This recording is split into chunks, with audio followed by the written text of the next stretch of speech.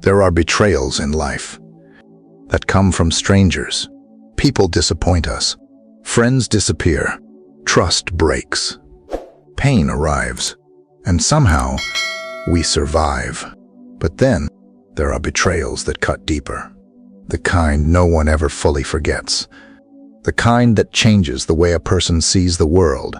Because betrayal feels different when it comes from family, especially the people who were supposed to protect you, especially brothers. This is one of those stories. It begins with a boy, young, dreaming, hopeful, perhaps too hopeful. The kind of person who still believes life means something. The kind of person who imagines a future larger than the present. His name was Joseph, the beloved son, the favored son.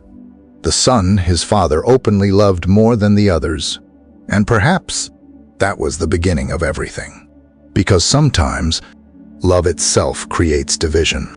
Sometimes, being chosen comes with danger. Imagine growing up inside Joseph's family. 11 brothers. Competition. Tension. Old wounds already running through the house. A father shaped by favoritism. A family carrying secrets. Jealousy. Resentment. Unhealed pain passed from one generation to another. And somewhere inside all of that stood Joseph. Young. Different. Favored. The son who wore the beautiful coat. The son everyone noticed. The son everyone quietly watched. And perhaps the son many secretly resented, because favoritism changes families. Children notice, always, who gets more affection, more approval, more trust, more attention. And Joseph received something dangerous. Special treatment. A father's obvious love. The kind of love brothers rarely ignore.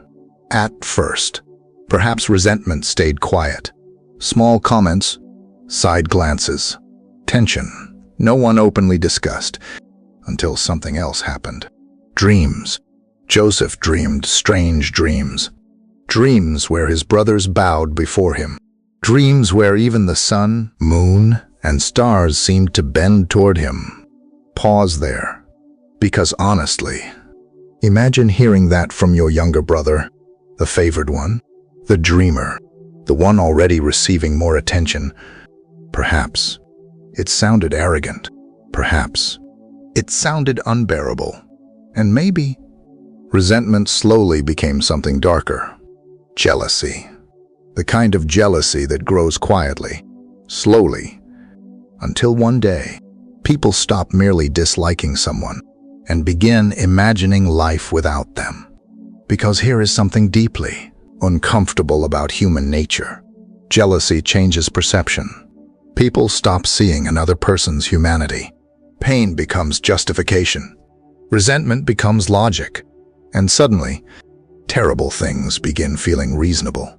Perhaps that is where Joseph's story becomes frighteningly human.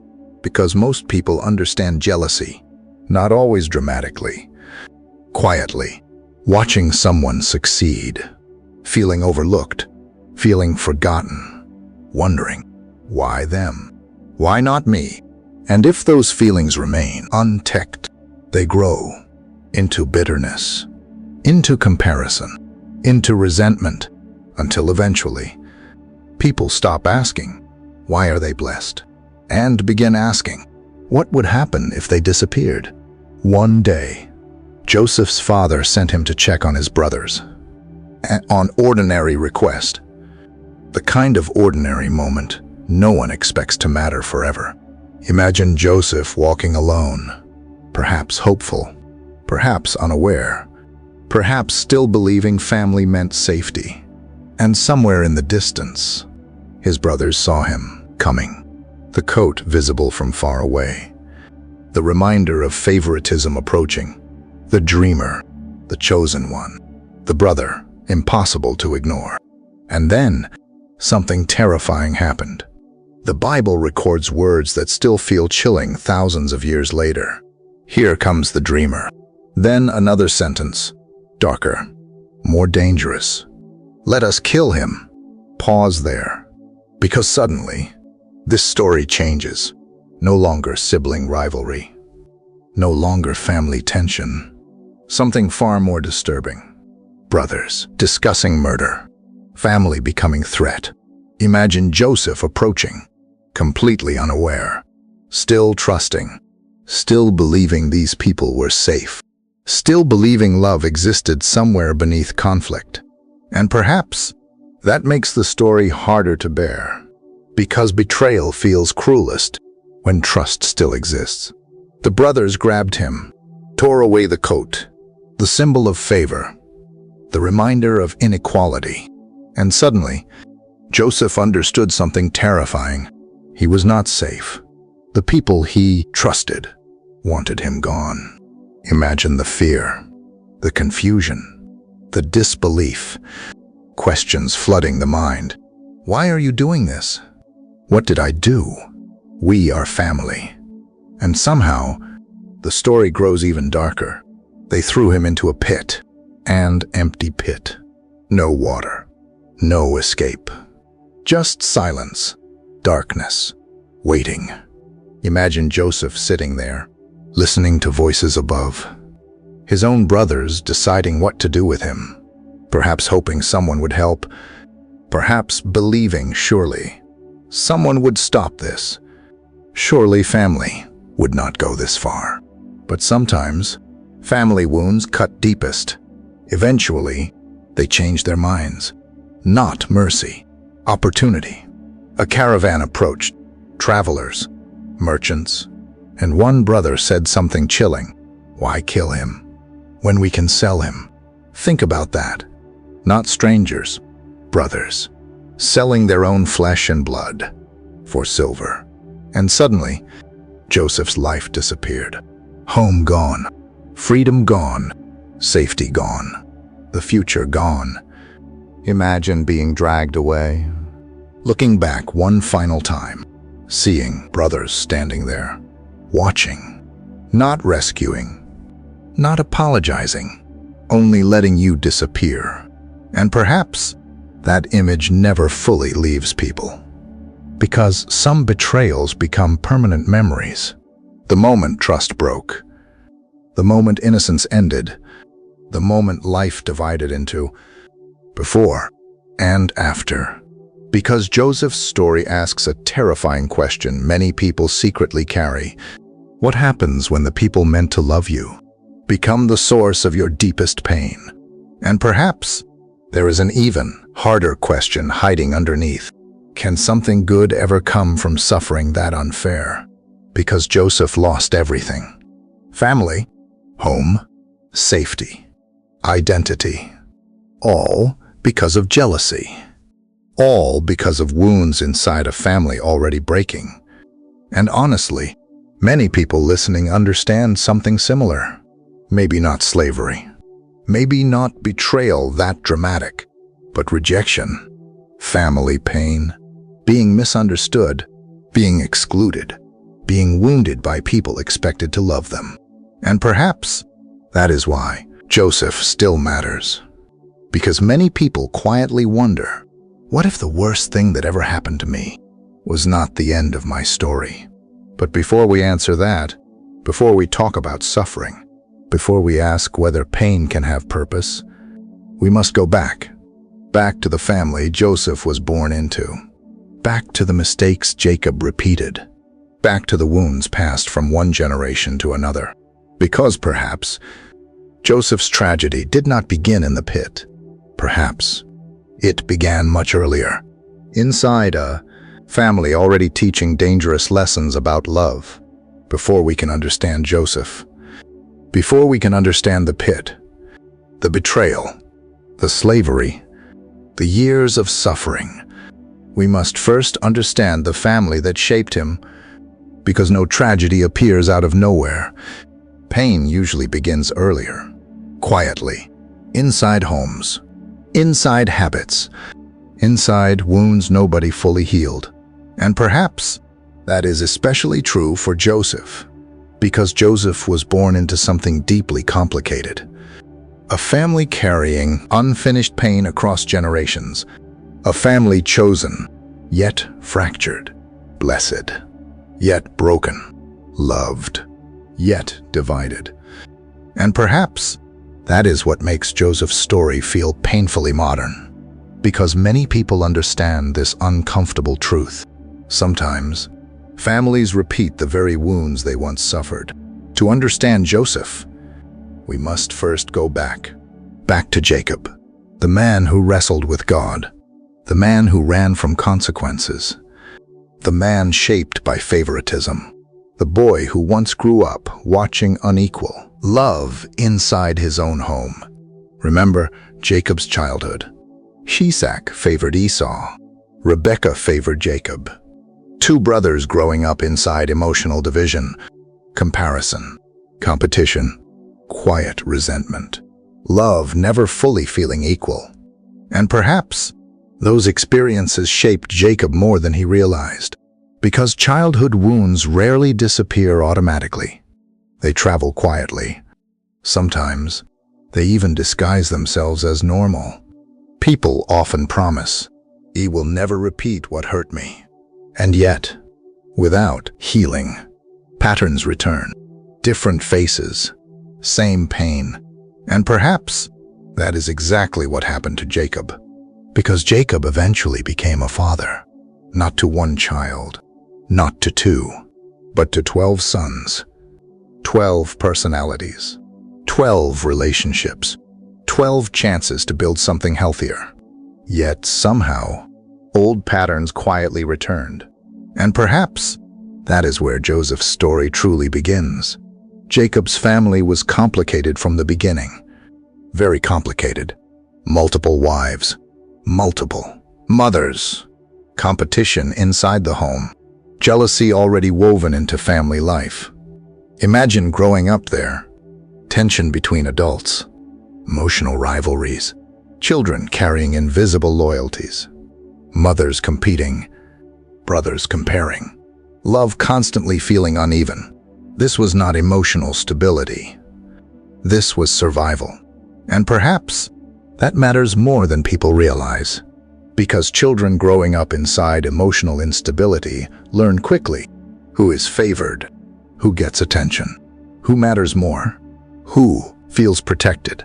And perhaps those lessons quietly shape identity. Joseph entered that world already vulnerable, but something else complicated everything. The Bible says Jacob loved Joseph more than all his other sons. Pause there, because perhaps history already feels familiar. Jacob, the child wounded by favoritism, quietly repeated favoritism himself. Think about that. The boy once hurt by unequal love became a father showing unequal love. And honestly, that feels painfully human, because many people unconsciously repeat what shaped them, not because they mean harm, not because they lack love, but because familiar patterns feel normal. Psychologists today call this intergenerational transmission, pain passed through behavior, relationship styles repeated, emotional habits inherited. And perhaps Joseph's family becomes one of the earliest biblical pictures of this truth. Jacob favored Joseph, openly, publicly, dangerously, not subtly. The biblical story describes something symbolic, a special robe, often translated as a coat of many colors. Beautiful, unique, obvious, a visible sign of favoritism. Imagine being Joseph's brothers, watching that unfold, day after day. The favored child, the special one, the protected one, the father's clear favorite. Children notice inequality deeply. Even adults struggle with it. But children remember, especially siblings. And perhaps resentment quietly grew for years, not overnight, slowly. Small moments, side glances, unspoken frustration, the feeling, he matters more, we matter less. And perhaps many people listening understand that feeling. Being the overlooked sibling, the comparison child, the one who never seemed enough. Or perhaps being the favored child, carrying invisible pressure. Because favoritism hurts everyone. The overlooked child feels rejection. The favored child often feels pressure, expectation, isolation, jealousy directed toward them. And perhaps Joseph carried that too. Because Joseph was not simply loved, he was elevated, separated, made different. And difference inside families often becomes danger. Still, there was another layer. Dreams. Joseph dreamed strange dreams. Dreams where his brothers bowed before him. Dreams suggesting leadership, authority, importance. And here, many people judge Joseph quickly. Some say he sounded arrogant. Maybe, perhaps youthful confidence blinded him. Perhaps immaturity made him insensitive. Or perhaps he simply trusted the wrong audience. Imagine being 17, hopeful, dreaming, believing family shares excitement, only to discover dreams sometimes threaten insecure people, because dreams can accidentally expose unresolved wounds. The brothers already carried resentment. Now Joseph's dream sounded like confirmation. He really thinks he is better than us. And perhaps resentment deepened into something darker. Jealousy. Modern psychology understands something uncomfortable. Jealousy rarely begins with hatred. It begins with comparison, feeling overlooked, feeling replaced, feeling invisible. Comparison quietly whispers, someone else has what should have been mine. And when comparison grows unchecked, resentment forms, then bitterness, then rationalization. And eventually, people justify things they once thought impossible. That matters. Because Joseph's brothers did not suddenly become violent, something grew slowly. Years of emotional tension, years of unequal treatment, years of hurt nobody processed honestly. And perhaps that feels deeply modern too. How many families quietly carry unresolved resentment? Siblings competing, parents unintentionally dividing children, old wounds staying unspoken, and years later, relationships fracture. People stop talking. Distance forms. Bitterness grows. Often nobody fully understands when it began, but perhaps it began much earlier, in ordinary moments. Invisible moments. The moments nobody thought mattered. Joseph's family also carried another dangerous pattern. Silence. Nobody seemed to address the deeper problems. Jacob did not stop favoritism. The brothers did not express pain healthily. Joseph perhaps did not fully understand tension. Everyone kept moving, yet emotions quietly intensified. And honestly, that feels painfully realistic. Many families survive through avoidance, pretending everything feels fine, until suddenly everything explodes. Because ignored pain rarely disappears. Ignored pain grows, quietly, patiently, until something small becomes the final trigger. And perhaps Joseph became that trigger, not because he deserved suffering, but because family systems often place emotional burdens on certain people. Sometimes one child becomes the symbol of everything unresolved. The favored child, the rebel, the disappointment, the peacemaker, the scapegoat. And perhaps Joseph unknowingly became the symbol of inequality, the living reminder of favoritism. The coat, the dreams, the father's affection, everything the brothers struggled to tolerate. Still, before we judge them too quickly, let us pause, because human beings are complicated. Hurt people often hurt people. The brothers acted horribly. Yes, but perhaps they were wounded too. Invisible wounds, comparison wounds, rejection wounds, family wounds. None of this excuses betrayal, but perhaps Understanding matters, because evil rarely arrives dramatically. Sometimes, pain quietly becomes justification. And suddenly, ordinary people convince themselves we are only fixing unfairness, until they become the very thing they once feared. Still, there is something deeply tragic here. Jacob spent years wrestling his own wounds, yet somehow, those wounds still reached his children, because perhaps unhealed pain echoes farther than people realize. And maybe that is Joseph's true historical background. Not simply a jealous family, but a family repeating old patterns. Favoritism repeating, comparison repeating, competition repeating, silence repeating, pain traveling quietly through generations. Until finally, everything broke. Because soon, Joseph would walk toward his brothers, wearing the coat, still trusting, still unaware. And somewhere in the distance, resentment that took years to build was about to change his life forever. There are moments in life that divide everything into two versions: the person before suffering and the person after it.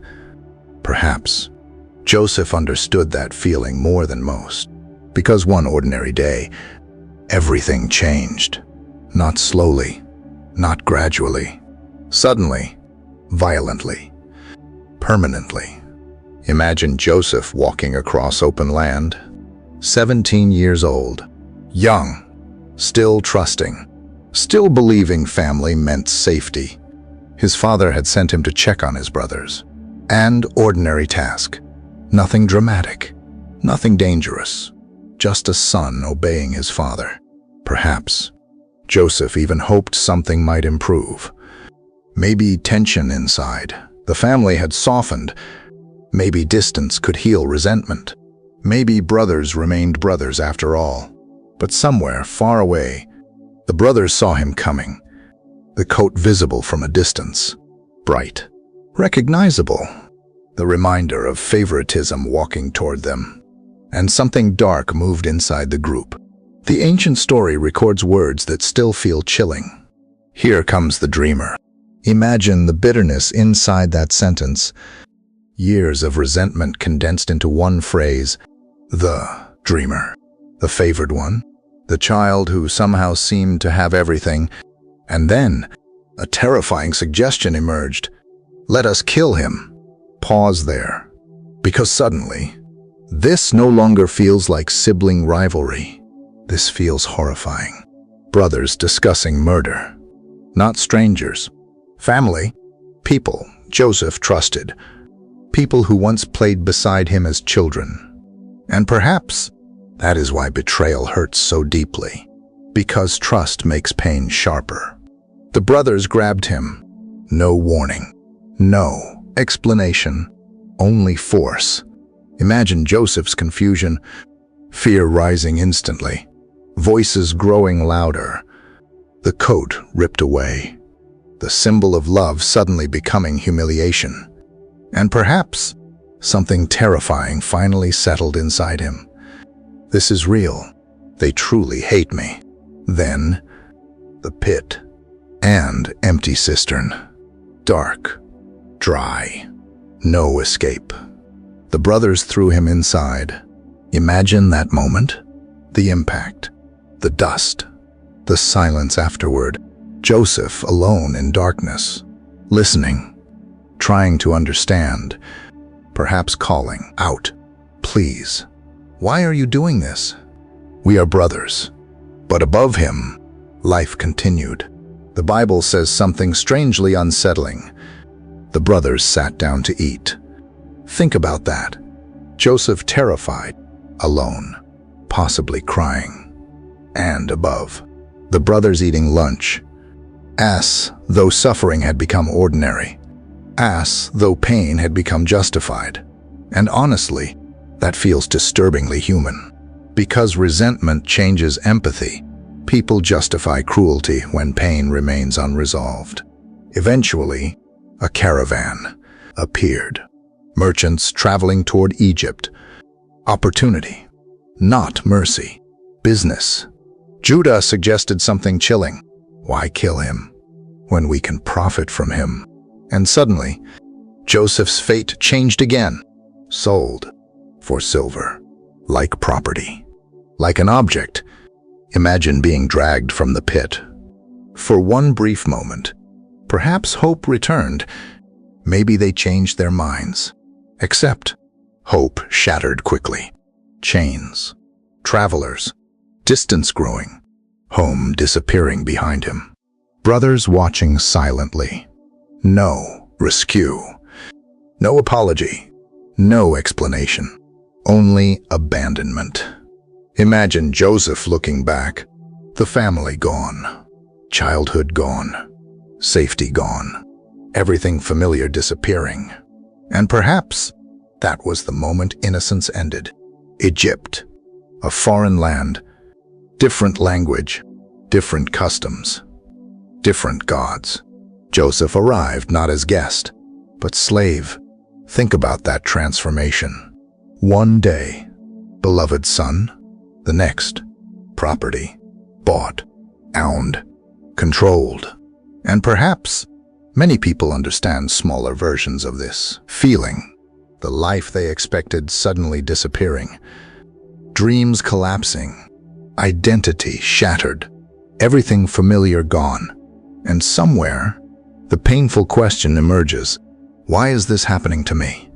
Joseph eventually entered the house of Potiphar, an Egyptian official, and strangely, something remarkable happened.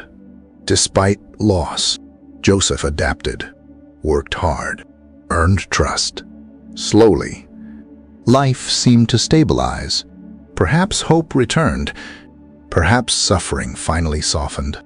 Maybe, just maybe, life could rebuild until tragedy returned, because suffering rarely moves in straight lines. Potiphar's wife accused Joseph falsely. A lie, a betrayal again. Pause there, because imagine Joseph's confusion. Faithful, responsible, trying to rebuild honestly. Yet somehow, pain returned anyway. The punishment, prison, not because of guilt, because of accusation. And perhaps that feels painfully unfair, because many people know this feeling too. Trying hard, doing right, yet still suffering, still misunderstood, still punished unfairly. And somewhere, the painful question returns. What is the point of doing good if life still hurts? Prison, cold, lonely, dark. Years passed, not days, years. Imagine that. Time disappearing, dreams fading, youth slipping away. No certainty, no freedom, no explanation, only waiting. And perhaps this becomes one of Joseph's greatest mysteries. How did he not become bitter? Honestly, many people would. Betrayed by family, sold into slavery, falsely accused, forgotten in prison. How do you keep hope alive after that? And maybe that is where Joseph becomes extraordinary. Because somehow, inside suffering, he continued showing character, helping others, interpreting dreams, holding on to meaning, even when life made little sense. Still, pain continued. 2 prisoners arrived. Dreams disturbed them. Joseph interpreted them. One restored, one executed. Before leaving, Joseph asked one simple thing. Remember me? Imagine the hope, finally. Someone leaving prison. Someone capable of helping. Perhaps freedom felt close again. Except, nothing happened. The text says something heartbreaking. Joseph was forgotten. Forgotten. Again. Imagine how painful that must have felt. Years already stolen. Now, even hope abandoned. And perhaps, many people understand this too. The feeling of invisibility. Trying hard. Waiting. Praying. Hoping. Yet silence remains. No answers. No breakthrough. Only time. Then suddenly, everything changed. Again, Pharaoh dreamed troubling dreams. No one understood them. And suddenly, someone remembered Joseph. Imagine hearing your name after years forgotten, dragged from prison, standing before power, still carrying scars, still carrying history. And somehow, Joseph interpreted the dreams. Famine coming, 7 years abundance, 7 years suffering. And then, the impossible happened. The prisoner became ruler, second only to Pharaoh. Think about that. Transformation, pit, slavery, prison, power. Yet somehow, nothing about the journey felt simple. Because success does not erase suffering. Scars remain, memories remain, and perhaps Joseph still carried all of it. Then came the moment nobody expected. The brothers returned, hungry, desperate, standing before the very man they once erased. Except they did not recognize him. Pause there, because imagine Joseph seeing them, the faces, the memories, the pit, the betrayal, everything returning instantly. And suddenly, life asked an impossible question. What do you do with people who destroyed your life? Revenge, justice, distance, bitterness. Joseph tested them, watched them, waited, and eventually, something broke open.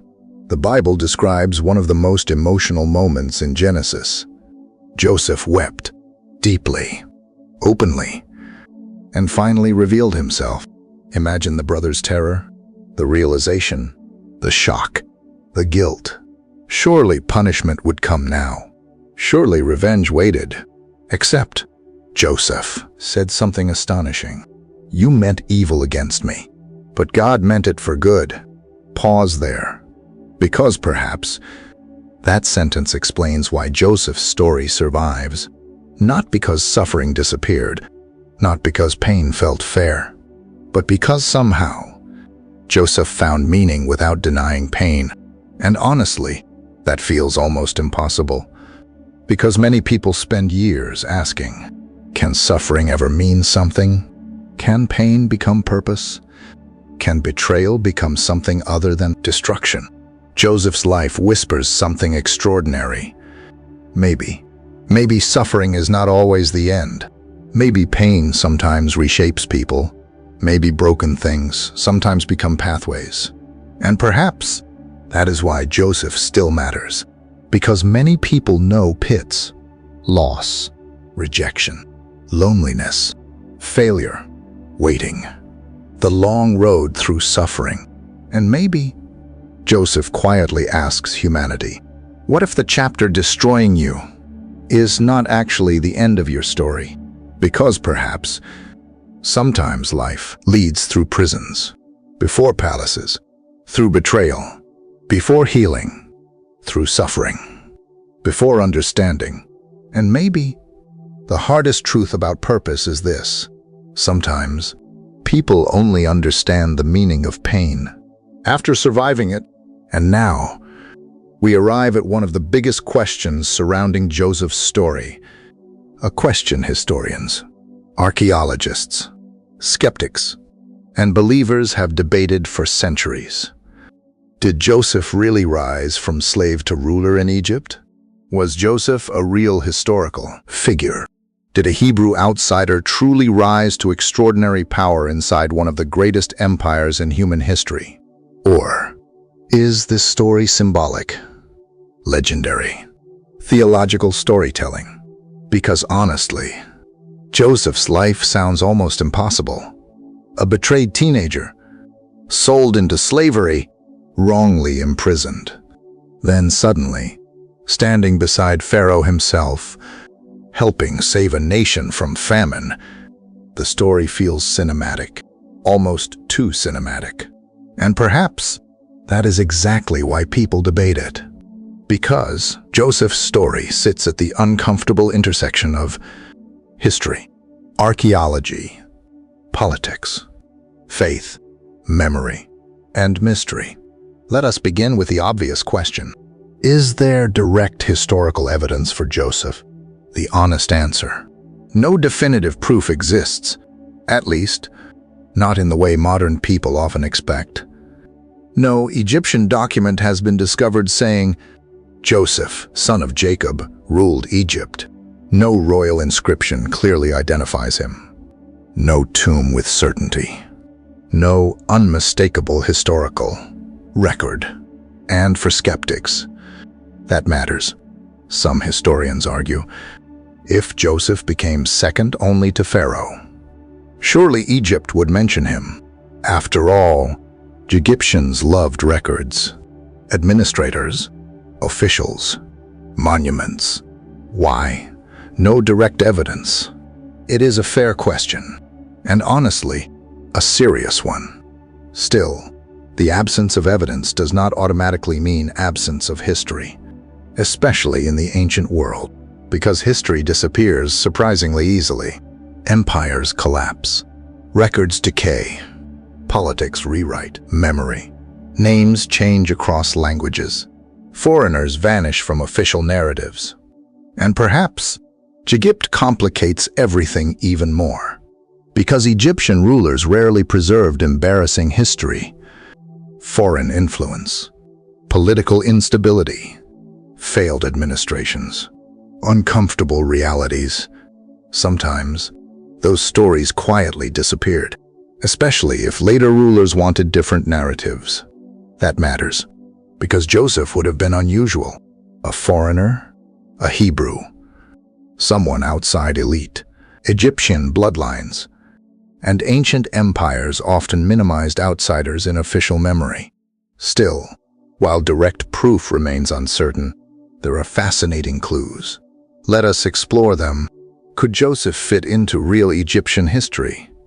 Many scholars say, possibly, perhaps surprisingly well. Why? Because Joseph's story contains details feeling historically Egyptian.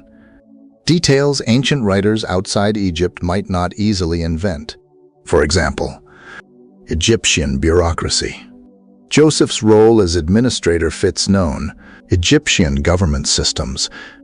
Egypt relied heavily on centralized grain storage. Agricultural planning mattered enormously. Famine preparation mattered. Food administration literally protected civilization. During bad harvests, people starved.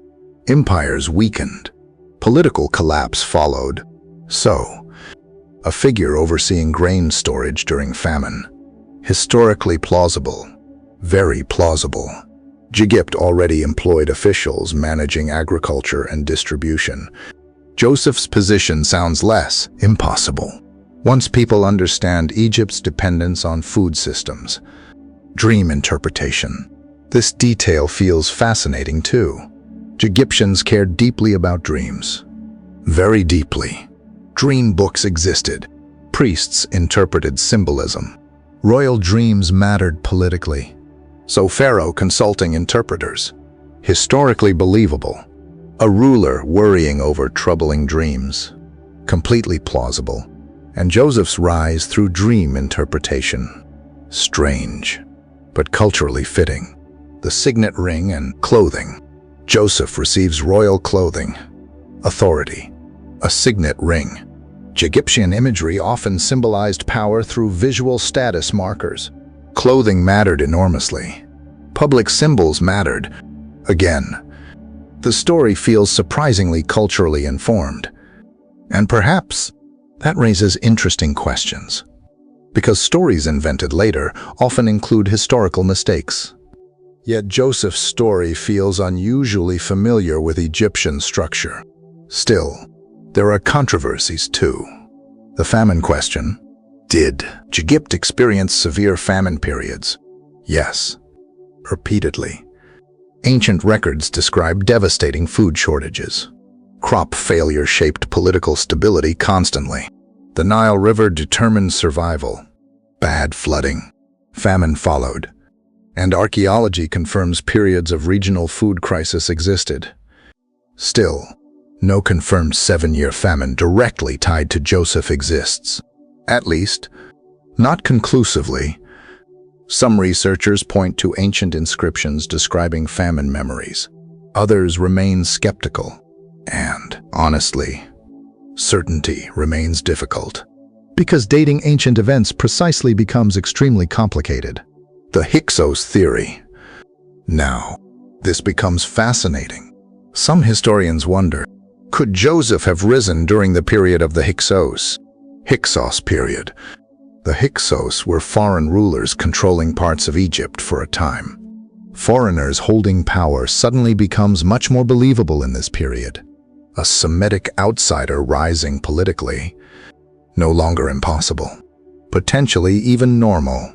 Some scholars think Joseph's story fits surprisingly well here. But there are problems too. Dates remain debated. Timelines rarely align perfectly. Archaeology leaves gaps, and certainty disappears quickly. Still, the theory remains intriguing. The Semitic presence in Egypt. Another important detail. Joseph's family were Semitic people, and archaeology confirms Semitic groups absolutely lived in Egypt. Foreign workers, migrants, traders, slaves, communities existed, especially in the Nile Delta region. That matters, because Joseph's family arriving in Egypt no longer feels unrealistic. Historically, migration between Canaan and Egypt happened often, especially during famine. Food shortages pushed families south repeatedly, and Egypt, wealthy and fertile, often became refuge. So Joseph's broader historical setting, very plausible. Still, skeptics raise hard questions. The Cinderella problem. Joseph's story feels dramatic. Too dramatic, perhaps.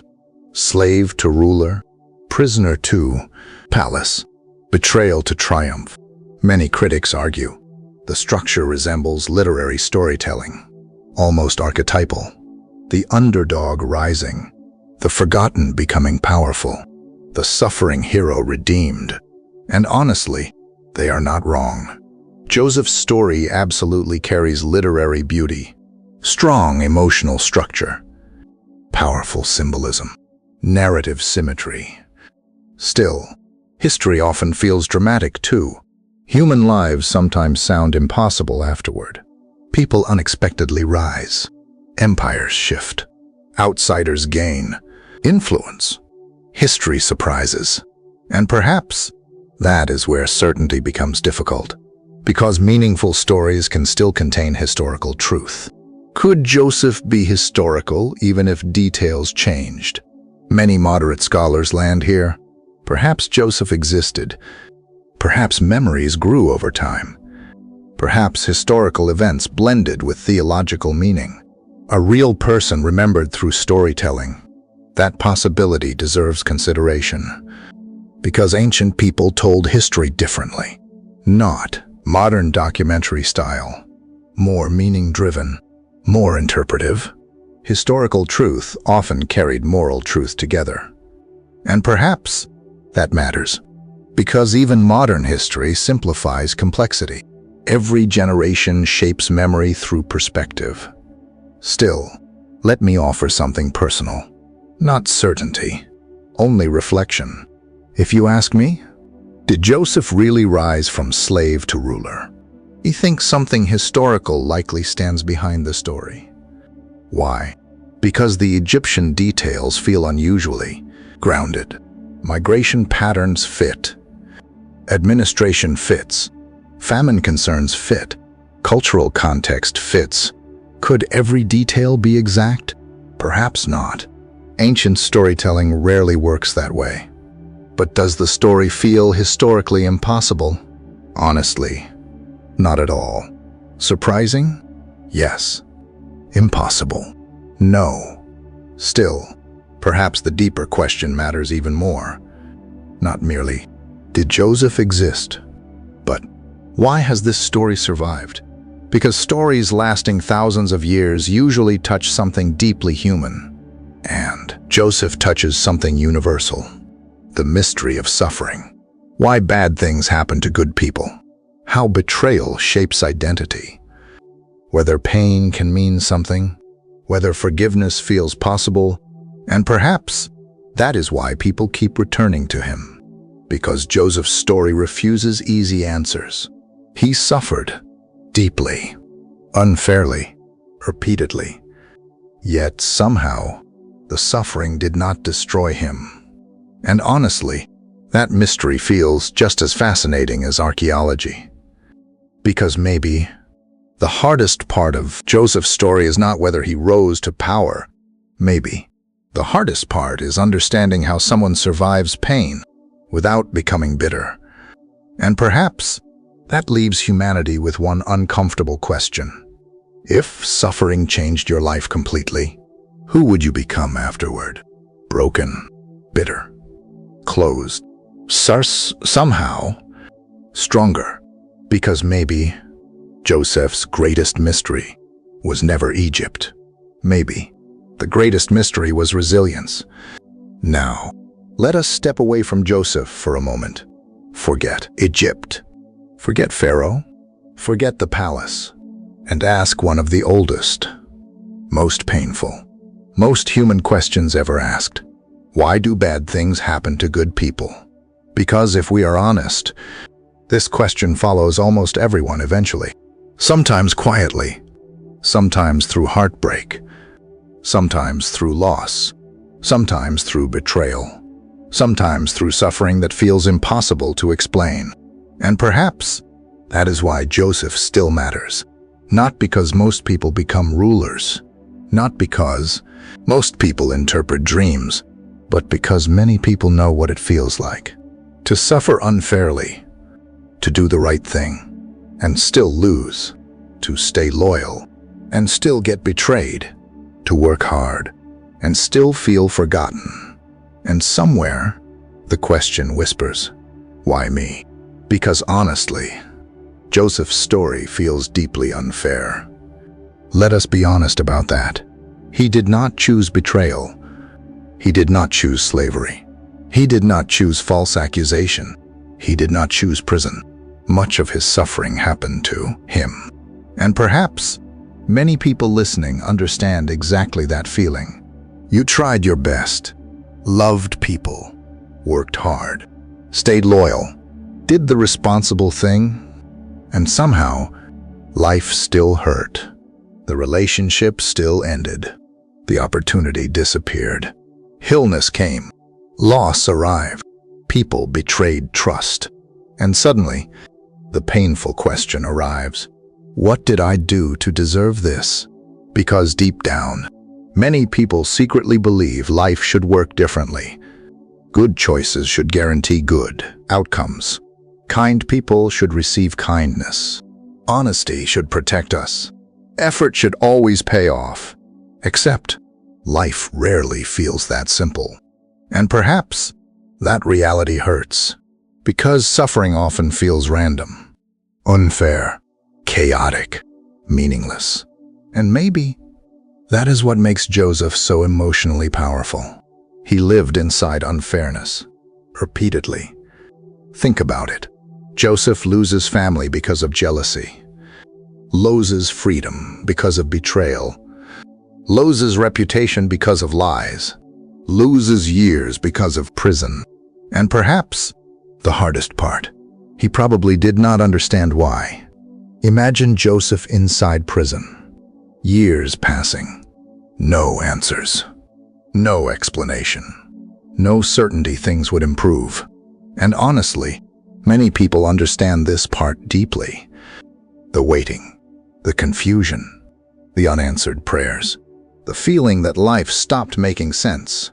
People often say, everything happens for a reason. But honestly, that sentence can feel painful during suffering. Because when pain feels fresh, meaning feels invisible. And perhaps Joseph reminds us of something important. Sometimes, people do not understand suffering while living through it. Meaning often appears later, much later. Still, modern psychology offers something fascinating here. Researchers studying resilience discovered something surprising. Human beings often grow most deeply through struggle. Not always. Pain can harm. Absolutely. But suffering also sometimes creates depth, empathy, perspective, wisdom, emotional strength, compassion. This idea even has a name: post-traumatic growth. The possibility that people become stronger, not despite pain, but through learning from it. Pause there, because perhaps Joseph's life quietly illustrates exactly this. Think about it. Could Joseph have led wisely, without suffering? Would he understand betrayal, loneliness, fear, hunger, powerlessness? Maybe not. And perhaps that mattered, because suffering often reshapes perspective. People stop taking things for granted. Compassion deepens. Humility grows. Priorities shift. Still, we must be careful here, because suffering is not automatically good. This matters. Pain hurts. Trauma hurts. Loss hurts. Joseph's suffering was real, and modern people should never romanticize pain too quickly. Telling hurting people everything will make sense later can feel dismissive. Sometimes, people suffer terribly, and answers never fully arrive. Joseph's story should not become toxic positivity. Not. Pain is always beautiful. No. Pain is painful. Betrayal wounds. Waiting exhausts. Grief breaks people. And perhaps Joseph's story matters because it refuses to deny suffering honestly. Still, there is another modern parallel hidden inside his story: the betrayal of expectations. Sometimes, the hardest pain is not suffering itself. It is unexpected suffering, the life we imagined disappearing. Joseph probably imagined family, stability, belonging. Instead, slavery, prison, loss. And honestly, many adults quietly grieve this too. Not only events, but expectations. The marriage imagined, the career imagined, the future imagined, the family imagined. Sometimes, life becomes different than expected, and grief quietly follows. Not because people are weak, because dreams mattered. And perhaps that is one reason suffering feels so confusing. It interrupts stories people expected to live. Still, Joseph offers another uncomfortable truth. Sometimes the hardest seasons build invisible strength. Imagine prison, day after day. Nothing dramatic, no clear purpose, no visible progress, only waiting. Yet perhaps something invisible was forming. Patience, wisdom, leadership, emotional endurance. And honestly, many people hate this truth, because growth often feels invisible while happening. The difficult season feels pointless. The waiting feels meaningless. The setback feels unfair. Only later, people sometimes realize something changed in me. He became stronger. He learned things comfort never taught. And perhaps that matters, because modern culture loves speed, fast success, fast healing, fast answers. But Joseph's life moved slowly. Years of confusion before clarity. Years of suffering before understanding. And perhaps that feels deeply realistic. Still, there is another painful question hiding underneath all of this. What if life never fully explains your pain? This is difficult, because not every story ends like Joseph's. Not every prison leads to palace. Not every betrayal becomes purpose. Sometimes, people suffer, and clarity never fully arrives.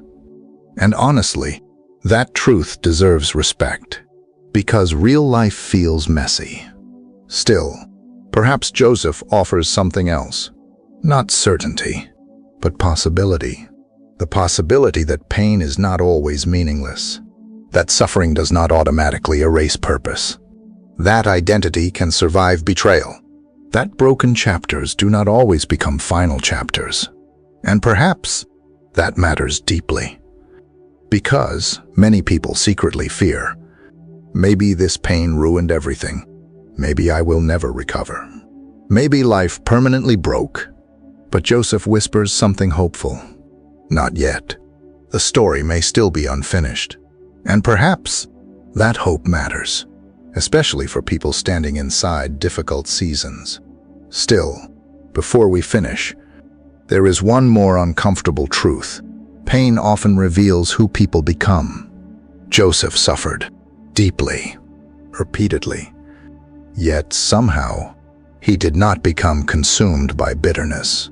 That feels extraordinary, because pain changes people. The question becomes, into what? Some pain closes hearts. Some pain deepens wisdom. Some pain hardens people. Some pain softens empathy. And perhaps that choice matters, because suffering does not only test endurance, it shapes identity, who people become afterward. And maybe that is Joseph's deepest modern parallel. Not merely, why do bad things happen to good people? But, who will suffering make me become? Because perhaps the most important thing about pain is not only what happened to you, but what grows inside you afterward. Bitterness, compassion, fear, wisdom, isolation, strength. And perhaps that is the uncomfortable question Joseph still quietly asks humanity. If life wounds you deeply, what kind of person will survive on the other side? Because maybe pain changes everyone. The mystery is simply, into who? And so, after the betrayal, after the pit, after the slavery, after the prison, after the palace, we arrive at the end of Joseph's story. Or perhaps not the end. Because some stories never truly end. Some stories survive because they quietly follow humanity across generations. Pain, waiting, betrayal, healing, the impossible question of forgiveness. And perhaps that is why Joseph still matters. Not because everyone becomes powerful, not because suffering always leads to success, but because almost everyone eventually asks, what am I supposed to do with pain? And maybe that is where Joseph still speaks. Because perhaps his story is not really about Egypt, or dreams, or politics. Perhaps Joseph's story is about what suffering does to the human soul, and what happens when people decide whether pain will destroy them or transform them. Because maybe that is where the first lesson begins. Lesson 1. Pain does not always mean your story is over. Imagine Joseph in the pit, 17 years old, betrayed, terrified, alone. Imagine him in chains, far from home.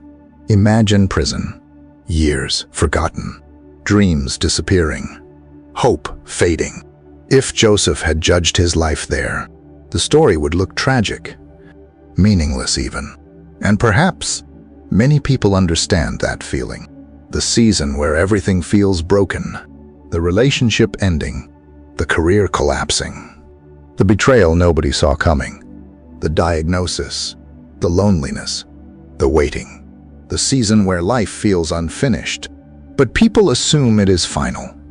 And perhaps Joseph quietly whispers something hopeful. This chapter hurts, but it may not be the whole story. That matters, because suffering often feels permanent while people are inside it. But seasons change, people change, circumstances change. Healing comes, meaning sometimes arrives later, not always quickly, but sometimes unexpectedly. And perhaps that reminder matters deeply, especially for people still standing inside their own pit. Still, Joseph teaches something harder too. Lesson 2. Pain can make people bitter or deep. This may be one of Joseph's greatest lessons. Because suffering changes people. Always. The question is not, will pain shape you? The question becomes, into who? Joseph had every reason to become bitter. Family betrayal, slavery, false accusation, forgotten in prison, unfairness layered upon unfairness. And honestly, many people become bitter after far less. Understandably, pain hurts. Trust breaks. Hope weakens. People grow guarded, closed, angry. And perhaps that reaction feels deeply human. But somehow, Joseph became different. Not painless, not unaffected, but deeper, more compassionate, wiser. And perhaps that matters, because bitterness feels protective, but eventually becomes another prison. Pain can harden hearts, or deepen hearts, and perhaps that choice quietly shapes identity. Still, Joseph leaves another lesson, one perhaps even harder. Lesson 3. Forgiveness does not mean pretending pain never happened. This matters, because many people misunderstand forgiveness. They imagine weakness, ignoring hurt, pretending betrayal did not matter. But Joseph's story feels more complicated than that. Remember, Joseph tested his brothers, watched them, asked difficult questions. He did not instantly trust. He did not erase history. He did not pretend suffering never happened. Yet somehow, he released revenge. Pause there, because perhaps that distinction matters deeply. Forgiveness is not forgetting. Forgiveness is not pretending. Forgiveness is not saying, what happened was, okay. Sometimes, forgiveness simply means, I refuse to let pain control who I become. And honestly, that feels difficult, because betrayal creates real wounds, family wounds especially. And many people listening understand that pain, the apology never received, the trust broken. The people who caused pain, yet never fully understood what they did. Joseph's story does not offer easy forgiveness. It offers complicated forgiveness.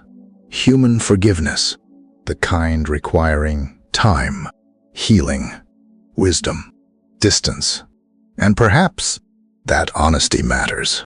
Still, there is another painful lesson hidden here. Lesson 4.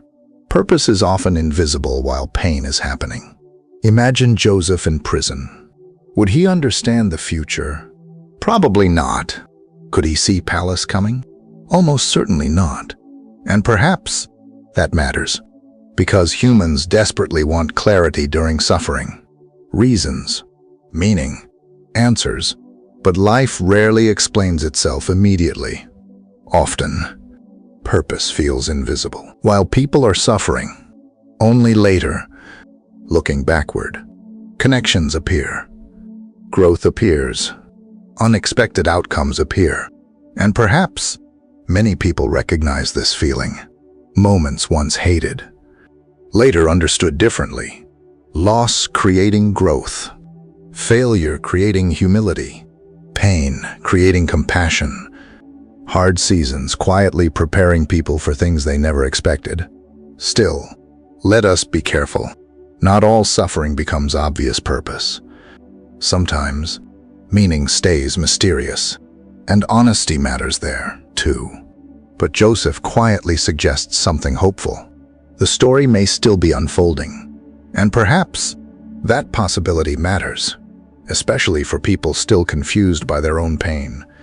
Still, Joseph leaves another difficult lesson. Lesson 5. The people who hurt you do not have to define you. Think about it. Joseph could have spent life defined by betrayal. The rejected brother, the victim, the forgotten prisoner. Yet somehow, his suffering became part of him. Not all of him. That matters, because many people quietly build identity around wounds. The abandoned one, the betrayed one, the rejected one, the child never fully loved, the person life treated unfairly. And honestly, pain deserves acknowledgement. But perhaps Joseph warns us gently. Do not let what happened to you become the only story about you. Because wounds matter. But wounds are not identity. People are more complicated than what hurt them. And perhaps that reminder feels deeply important, especially for people carrying old pain. Still, there is one final lesson, perhaps the deepest of all. Lesson 6. Sometimes the hardest chapters prepare people to help others. Think about Joseph carefully. Who better to help during famine than someone who knew survival? Who better to show mercy than someone who understood suffering? Who better to understand fear than someone who once sat helpless inside a pit? And perhaps that becomes one of Joseph's most hopeful truths. Pain sometimes grows empathy. Suffering sometimes creates wisdom. Brokenness sometimes teaches compassion. And maybe that is one mystery of difficult seasons. Sometimes people survive things not only for themselves, but for others too. To understand, comfort, lead, help, encourage. And perhaps many people listening already know this. The people most capable of kindness often understand pain personally, because wounds sometimes deepen compassion. Still, before we end, let us pause, because Joseph leaves us with something difficult, something deeply personal. Not certainty, a question, a haunting question, because eventually, everyone faces suffering, loss, betrayal, disappointment, fear. The story may look different, but pain eventually arrives. And perhaps Joseph still quietly asks humanity, what will you do with the pain life gives you? Will it harden you, close you, make you bitter? Somehow, deepen you, teach you, expand compassion? Because perhaps Joseph's greatest lesson is not that suffering magically makes sense. Perhaps his greatest lesson is this: pain does not get the final word, unless you allow it to. And maybe the story people fear will destroy them becomes the story teaching them who they truly are. Because perhaps the pit is not always the end. Perhaps, sometimes, it is only where the longer story begins. And now, Joseph leaves us with one final question. A difficult one, a deeply personal one. If the hardest thing that ever happened to you eventually shaped who you became, would you still call the story meaningless? Because maybe the deepest mystery of suffering is not why it happened. Maybe the deeper mystery is what kind of person pain is quietly teaching you to become.